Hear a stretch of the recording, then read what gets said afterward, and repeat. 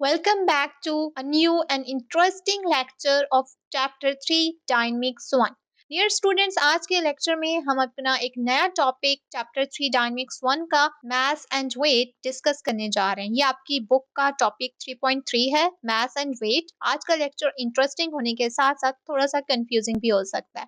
ये दोनों टर्म्स जो आज के लेक्चर में हम पढ़ने जा रहे हैं, मास एंड वेट, ये दोनों टर्म्स ही हम रियल लाइफ में एक जैसे ही यूज कर रहे होते हैं। इवन कि हमें नहीं समझ आ रहा होता कि कहाँ पे मास का वर्ड यूज करना है और कहाँ पे वेट का।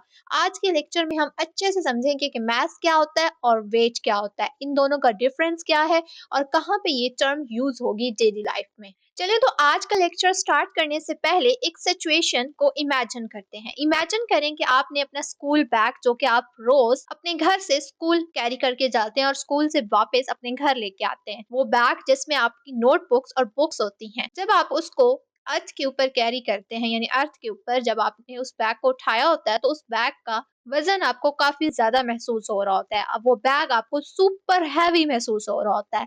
लेकिन वही सेम बैग जब आप अर्थ से मून के ऊपर इमेजिन करेंगे कैरी कर रहे हैं, आप इमेजिन करें कि आप मून के ऊपर हैं और वही सेम बैग आप कैरी करें मून के ऊपर, और उसी सेम बैग को सेम बुक्स और सेम नोटबुक्स के साथ उठाएं, तो वो बैग आपको उतना ज्यादा हैवी महसूस नहीं होगा जितना आपको अर्थ के ऊपर हो रहा था। मून पे जाते ही वो बैग सुपर लाइट हो जाएगा, जिसका वजन आपको ना होने के बराबर महसूस होगा। तो वो ऐसी क्या चीज है जिसकी वजह से सेम बैग अर्थ के ऊपर हमें हैवी लगता है, और वही सेम बैग जब हम मून के ऊपर कैरी करें तो वो बैग लाइट हो जाता है? ऐसा क्यों होता है? यहाँ से एक क्वेश्चन अराइज होता है कि अर्थ से मून पे जब हम उस बैग को लेके गए, तो वहां जाते ही उस बैग का मास चेंज हुआ या वेट चेंज हुआ, जिसकी वजह से वो बैग हमें लाइट लग रहा है। इस क्वेश्चन का आंसर हमें आज के लेक्चर में मिल जाएगा। अब ये तो एक ऐसी सिचुएशन थी जो कि हमने इमेजिन की। इसके अलावा जैसा कि आप लोगों ने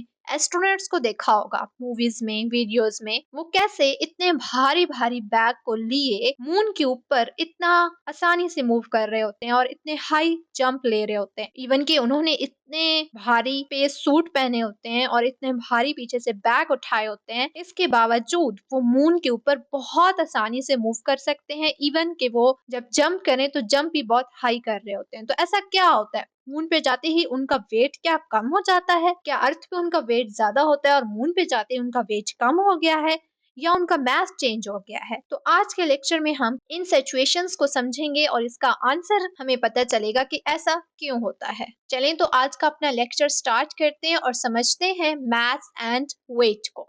In our daily life, we often use the terms mass and weight as if they have same meaning. Daily life में हम mass and weight को सेम मीनिंग्स में ले रहे होते हैं। हमें नहीं पता मैथ्स कहाँ यूज करना है, वेट कहाँ यूज करना है। हमें लग रहा होता है कि मैथ्स एंड वेट जो है वो सेम टर्म्स है, मैथ्स और वेट एक ही चीज है, लेकिन ऐसा नहीं है। However, they are different physical quantities. लेकिन इसके बावजूद जो कि हम समझ रहे होते हैं कि मैथ्स एंड वेट सेम चीजें हैं, ऐसा नहीं है। ये दोनों डिफरेंट फिजिकल क्वांटिटीज हैं, और यही हम आज के लेक्चर में समझेंगे कि मैथ्स क्या है और वेट क्या है। और हमें पता चलेगा कि मैथ्स एंड वेट जिसको हम एक जैसा समझ रहे हैं, ये दोनों एक जैसे नहीं हैं बल्कि डिफरेंट हैं। मैथ्स को समझते हैं सबसे पहले। It is the amount of matter an object contains. It also represents the measure of inertia of body. अब मैथ्स की डेफिनेशन को अच्छे से समझते हैं कि मैथ्स क्या है। हमने ये चीज साइंस में स्टार्ट से ही पढ़ रखी है कि हर चीज जो है हमारे इर्द गिर्द, इवन के हम खुद भी मैटर से बने हुए हैं। हर चीज जो है वो टाइनी पार्टिकल से मिलकर बनी हुई है, जिसको हम एटम्स एंड मॉलिक्यूल्स कहते हैं। हर चीज क्या है? मैटर से बनी हुई है। तो मैथ्स क्या है कि मैथ्स मतलब कोई भी ऑब्जेक्ट कितना मैटर कंटेन कर रहा है, उस ऑब्जेक्ट के अंदर कितना मैटर मौजूद है, उसको हम क्या कहते हैं? मैथ्स। कि हर चीज हमें पता है इस चीज का कि हर चीज मैटर से बनी हुई है, और कोई भी ऑब्जेक्ट कितना मैटर कंटेन कर रहा है वो क्या है? उसका मास है। इमेजिन करें टू बॉल्स को, एक प्लास्टिक की बॉल है, दूसरी आयरन की बॉल है, और दोनों सेम साइज की हैं। साइज दोनों बॉल्स का सेम है, एक प्लास्टिक की है और दूसरी आयरन की है। लेकिन ऐसा क्यों है कि प्लास्टिक की बॉल हमें लाइट लगती है और आयरन की बॉल हैवी लगती है? ऐसा क्यों है? क्योंकि आयरन की बॉल जो है उसमें ज्यादा मैटर है और प्लास्टिक की बॉल में कम मैटर है। इवन के दोनों बॉल्स, प्लास्टिक की भी और आयरन की भी, सेम साइज की हैं और मैटर से बनी हुई हैं, लेकिन आयरन में चूंकि मैटर ज्यादा है इसलिए वो हमें हैवी महसूस हो रही है। तो यही मैथ्स की डेफिनेशन है, बहुत सिंपल सी, किसी भी ऑब्जेक्ट में कितना मैटर मौजूद है। सेकंड पॉइंट जो मैथ्स की डेफिनेशन में है वो है it also represents the measure of inertia of body. Maths जो है वो हमें इनर्शिया ऑफ बॉडी के बारे को भी मेजर करता है। अब न्यूटन का फर्स्ट लॉ जब हमने पढ़ा था तो वहां पे हमने इनर्शिया को बहुत अच्छे से समझा था और वहां पे ही हमने देखा था एग्जांपल्स के थ्रू कि कैसे मास और इनर्शिया का आपस में डायरेक्ट रिलेशन है। मास ज्यादा होने से इनर्शिया कैसे ज्यादा होता है और मास कम होने से कैसे इनर्शिया कम होता है। अगर आपको डिटेल में इनर्शिया का कॉन्सेप्ट समझना है तो Newton first law of motion की जो वीडियो है मेरी उसको जाके देखें ताकि आपको इनर्शिया का कॉन्सेप्ट अच्छे से समझ आ जाए। यहाँ पे बस इतना सा आपने याद रखना है कि मास जो है वो इनर्शिया ऑफ बॉडी को भी मेजर करता है। चलिए तो आगे हम सेकेंड टर्म जो कि आज के लेक्चर में हमने पढ़नी है वो है वेट। वेट को समझते हैं। वेट क्या है? It is the gravitational force acting on an body due to the earth gravity. Weight क्या है? एक फोर्स है। वेट जो है वो एक्चुअली क्या है? फोर्स है। कौन सी फोर्स? ग्रेविटेशनल फोर्स, जो कि बॉडी के ऊपर लग रही होती है अर्थ की ग्रेविटी की वजह से। यानी जब हम अर्थ के ऊपर होते हैं तो हमें पता है कि अर्थ जो है वो हर चीज को अपनी तरफ पुल करती है और वही पुल क्या है? ग्रेविटेशनल फोर्स, जिसको हम पहले से पढ़ के आए हुए हैं। तो वेट भी क्या है? एक ग्रेविटेशनल फोर्स है। फॉर एग्जाम्पल अगर आप ग्राउंड के ऊपर खड़े हैं तो यानी अर्थ के ऊपर, तो अर्थ आपके ऊपर एक पुल लगा रही है, ग्रेविटेशनल फोर्स लगा रही है और उसी फोर्स को हम वेट कह रहे हैं। तो अब देखें कि मास और वेट में कितना ज्यादा फर्क है। इन दोनों टर्म्स को जिसको हम एक जैसा यूज कर रहे होते हैं, एक्चुअली ये दोनों एक दूसरे से कितना ज्यादा डिफरेंट है। मास क्या है? किसी भी बॉडी का मैटर जो वो कंटेन कर रही है, जबकि वेट क्या है? एक फोर्स है जो आपकी बॉडी के ऊपर लगा रही है अर्थ। तो आई होप सो कि आपको अब थोड़ा सा क्लियर हो गया होगा मास एंड वेट का, मास और वेट की डेफिनेशन। चलें तो अपना लेक्चर आगे कंटिन्यू करते हैं ताकि हमें समझ आए कि मास क्या होता है और वेट क्या होता है। According to Newton's second law of motion, weight and mass can be related by the following equation. अब न्यूटन के सेकेंड लॉ के थ्रू हम वेट एंड मास को कैसे रिलेट कर सकते हैं? इक्वेशन लिखते हैं, W is equal to mg। Newton का सेकेंड लॉ हम ऑलरेडी पढ़ के आ चुके हैं। किसी भी बच्चे को न्यूटन का सेकेंड लॉ नहीं पता या समझना है तो उसकी वीडियोस मेरे चैनल पे मौजूद हैं। डिस्क्रिप्शन में मैंने प्लेलिस्ट का लिंक भी दिया हुआ है, अब वहां से जाके इजिली कोई भी टॉपिक समझ सकते हैं। तो न्यूटन के लॉ के थ्रू हम वेट एंड मास को रिलेट कर सकते हैं। W is equal to mg।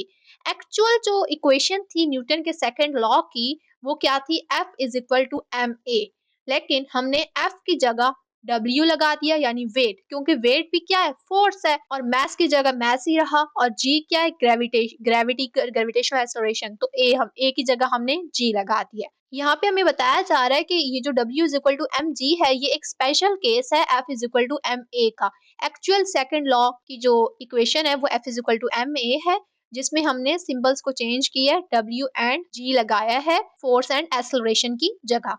तो हमने इस तरह वेट एंड मास को आपस में रिलेट कर दिया। ये इक्वेशन आपको पता होनी चाहिए, इंपॉर्टेंट है, ठीक है। W is equal to mg। Just हमने न्यूटन के सेकेंड लॉ में सिंबल्स को चेंज किया। अब हम समझते हैं W is equal to mg में W क्या है? वेट ऑफ द बॉडी, किसी भी बॉडी का वेट, और m क्या है? मास ऑफ द बॉडी, और g क्या है? Acceleration due to gravity. This equation shows that weight depends on the mass of an object and the value of gravitational acceleration at that place.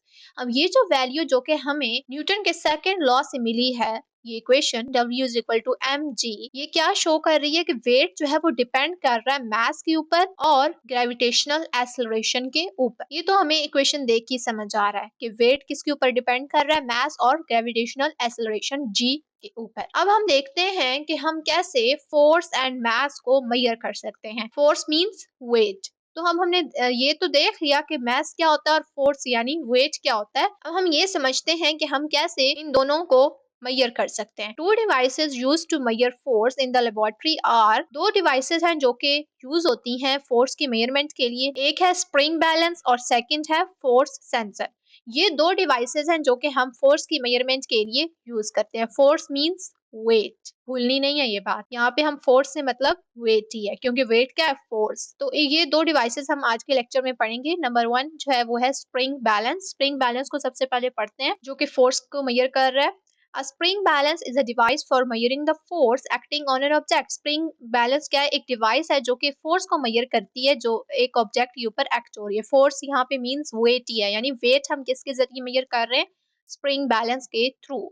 It consist of a spring that stretches when a force is applied. Spring balance जो है वो इसके अंदर एक spring लगा होता है जो कि स्ट्रेच होता है जब हम उसके ऊपर फोर्स अप्लाई करते हैं। तो जितनी फोर्स अप्लाई होती है उतना ज्यादा वो स्प्रिंग जो है वो स्ट्रेच होता जाता है, तो उसके जरिए हम फोर्स को मेजर कर रहे होते हैं। The stretching is measured by a pointer moving on the graduated scale. और जितना ज्यादा वो स्प्रिंग स्ट्रेच होता है तो स्केल के ऊपर रीडिंग आती है और हम उस रीडिंग को मेजर कर लेते हैं और हमें फोर्स का पता चल जाता है। ये स्प्रिंग बैलेंस की डिवाइस है जो कि फोर्स की मेजरमेंट के लिए यूज हो रही है। The reading on the scale gives the magnitude of the force. वही बात के स्केल के ऊपर जो रीडिंग आती है उससे हम मैग्नीट्यूड ऑफ फोर्स मेजर कर लेते हैं। नेक्स्ट डिवाइस है फोर्स सेंसर की।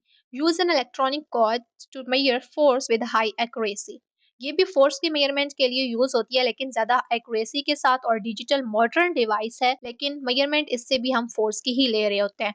Use a digital readout और a graph of force when connected to a computer. ये क्या है कि डिजिटल रीड आउट इसके ऊपर होता है, जब हम इसको कंप्यूटर के साथ कनेक्ट करते हैं तो हमें ग्राफ मिल जाता है फोर्स का, और ये डिजिटल डिवाइस है और ज्यादा एक्यूरेट भी है स्प्रिंग बैलेंस की निस्बत, लेकिन इससे भी हम फोर्स को ही मेजरमेंट कर रहे होते हैं फोर्स की। अब ये जो दो डिवाइसेस थी जिसमें हमने spring balance and force sensor को देखा, बहुत ज्यादा डिटेल में नहीं गए, बस जस्ट हमने ये समझा कि spring balance and force sensor से हम फोर्स को मेजर कर रहे होते हैं। अब फोर्स तो हमने मेजर कर ली यानी वेट, लेकिन मास कैसे मेजर करेंगे? इन्हीं दो डिवाइसेस जो हमारे पास फोर्स आएगी, हम फॉर्मूले के थ्रू मास भी मेजर कर सकते हैं। चलिए तो देखते हैं कि हमने जो फोर्स मेजर की यानी वेट, हम कैसे उसको मास में कन्वर्ट कर सकते हैं। उन दोनों डिवाइसेस को हमने यूज किया था spring balance and force sensor को फोर्स की मेजरमेंट के लिए।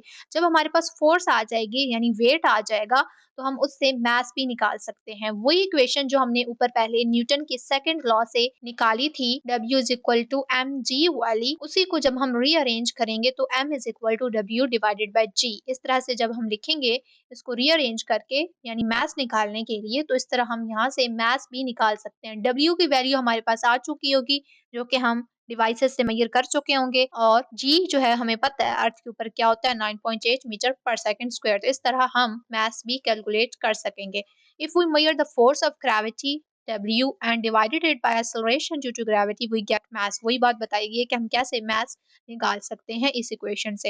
ये इक्वेशंस आपने याद रखनी है, ये आपसे न्यूमेरिकल्स में लाजमी पूछी जाएंगी एमसीक्यूज में, और यहाँ से न्यूमेरिकल बन के आएंगे, आपको वैल्यूज दी होंगी और आप जस्ट आपने जब आपको ये फार्मूला ये इक्वेशन आपको पता होगी तो आप इसमें वैल्यूज पुट करेंगे तो आपका वही न्यूमेरिकल जो है बहुत इजीली सॉल्व हो जाएगा। W is equal to M G वाली जो कि न्यूटन के सेकंड लॉ से डिराइव हुई है, F is equal to M A से। चलिए तो आगे वेट एंड मास के कुछ पॉइंट्स देख लेते हैं। अब इतना हमने समझ लिया है कि वेट क्या है, मास क्या है, और इसका डिफरेंस जो है वो अब काफी हद तक क्लियर हो चुका है। वेट और मास एक दूसरे से बिल्कुल ऑपोजिट चीजें हैं। Weight is the effect that gravitational force has on an object. Weight क्या है? ग्रेविटेशनल फोर्स का इफेक्ट है। Weight high force. Mass is the amount of matter in an object, लेकिन मास उसके ऑपोजिट। मास क्या है? अमाउंट ऑफ मैटर, यानी किसी भी ऑब्जेक्ट के अंदर कितना मैटर मौजूद है। वेट क्या है? फोर्स। जबकि मास क्या है? किसी भी ऑब्जेक्ट के अंदर कितना मैटर मौजूद है। On the moon weight will reduce roughly to 1/6 of its earth value but mass remains the same। तो यहाँ से हमें उस सिचुएशन का, उस क्वेश्चन का आंसर मिल गया है जिसको हमने लेक्चर के स्टार्ट में इमेजिन किया था कि कैसे किसी भी ऑब्जेक्ट, कोई भी ऑब्जेक्ट हमें अर्थ के ऊपर हैवी फील होता है और मून पे जाते ही वो लाइट हो जाता है। तो इसके पीछे रीजन क्या है कि किसी भी ऑब्जेक्ट का वेट जो है वो अर्थ के ऊपर इसलिए ज्यादा होता है क्योंकि मून पे जाते ही वो वेट 1/6 टाइम्स जो है वो रिड्यूस हो जाता है अर्थ की निस्बत। अर्थ के ऊपर इसलिए हमें वो चीज ज्यादा हैवी लग रही होती है, और जब हम मून पे जाते हैं तो वो उसका वेट ही कम हो जाता है 1/6, लेकिन मास जो है वो सेम रहता है। तो यहाँ से अगर आपसे कॉन्सेप्चुअल क्वेश्चन पूछा जाए तो आपको पता होना चाहिए कि मून पे जाते वेट कम होता है, मास रिमेन सेम। मास आपका वही रहेगा। अगर आप 45 केजी के हैं तो मून पे जाके भी आप 45 केजी 50 केजी इतना भी आपका वेट मास है सॉरी उतना ही रहेगा, लेकिन वेट आपका कम हो जाएगा। तो इसलिए मून पे जाते ही आपको हल्का महसूस होगा, और एस्ट्रोनॉट्स भी इसीलिए इजीली मूव कर रहे होते हैं हवा में, और जंप करते हैं तो वो इजीली कर पा रहे होते हैं, और इतने हैवी बैग्स को लिए, इतने हैवी स्पेस सूट के साथ वो इजीली मूव कर रहे होते हैं क्योंकि वहां पे जाते ही वेट कम हो जाता है, लेकिन मास उनका उतना ही रहेगा जितना वो है। इसके अलावा लास्ट में हम मास एंड वेट का डिफरेंस देख लेते हैं। जहाँ पे भी फिजिक्स में 2 ऑपोजिट टर्म्स होंगी उसका डिफरेंस आपसे पेपर में मस्ट पूछा जाएगा मास एंड वेट का। तो इसी तरह आपने डिफरेंस लिखना है पॉइंट्स बना के। मास क्या है? सबसे पहले उसकी definition, mass is the amount of matter in an body. और वेट क्या है? Weight is the gravitational force acting on a body. बहुत क्लियर डिफरेंस है। मास क्या है? किसी भी बॉडी के अंदर कितना मैटर मौजूद है, और वेट क्या है? फोर्स है, ग्रेविटेशनल फोर्स जो किसी भी बॉडी के ऊपर लग रही है। मास एक स्केलर क्वांटिटी है, वेट क्या है? Vector quantity. क्योंकि वेट क्या है? फोर्स, और फोर्स क्या है? वेक्टर क्वांटिटी, जिसमें हम डायरेक्शन भी देख रहे होते हैं। मास को हम मेजर करते हैं किलोग्राम में, जबकि वेट को हम न्यूटन में मेजर करते हैं, क्योंकि वेट क्या है? फोर्स। मास क्या है? It remains constant everywhere in the universe. वही पॉइंट, ये पॉइंट आपने अच्छे से क्लियर करना है। मास जो है वो हर जगह यूनिवर्स में हर जगह कांस्टेंट होगा। कि अगर आप अर्थ में हैं तो अर्थ पे जितना मास आपका है 50 केजी, उतना ही मून के ऊपर होगा। यूनिवर्स में आप कहीं भी चले जाएं, आपका मास चेंज नहीं होगा, लेकिन वेट चेंज होता है। जैसे क्यों? इसीलिए तो हमें हल्का लगता है जब हम मून के ऊपर जाएं। तो it changes with the value of gravitational acceleration, और इसकी वैल्यू जो है वो ग्रेविटेशनल एक्सेलरेशन के मुताबिक चेंज होती रहती है वेट की। ये था हमारा आज का लेक्चर मास एंड वेट का, जिसमें हमने मास एंड वेट के डिफरेंस को समझा, मास क्या होता है, वेट क्या होता है, डेली लाइफ एग्जांपल से समझा, और डिफरेंस भी इनका देख लिया। आज के लेक्चर के नोट्स आपको डिस्क्रिप्शन में मिल जाएंगे, आप डाउनलोड कर सकते हैं, और पेपर प्रिपरेशन के लिए देख सकते हैं कि ये टॉपिक आपने पेपर में कैसे अटेम्प्ट करना है, किस तरह से हेडिंग्स डालनी है, और किस तरह से इसको पेपर में अटेम्प्ट करना है।